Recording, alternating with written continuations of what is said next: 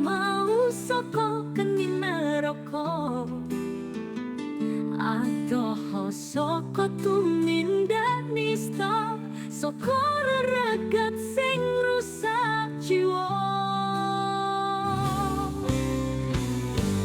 Bocah lanang iku penggembala, pimpinan kulawarga, bakal ditakoni bab saben langkahe.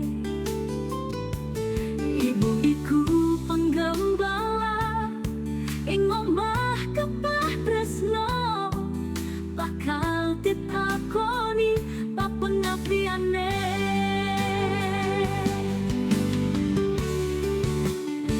Nang sulka weruh wiwit cilik, saka cabe rawit remaja nganti dewasa, supaya ngerti bab halal lan haram, dosa pahala, suci lan najis ora ketinggalan.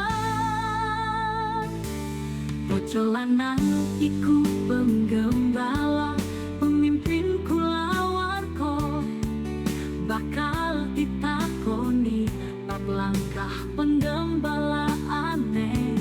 Istri iku penggembala, jaga rumah tangga kanthi tresno, bakal ditakoni bab pengabdiane.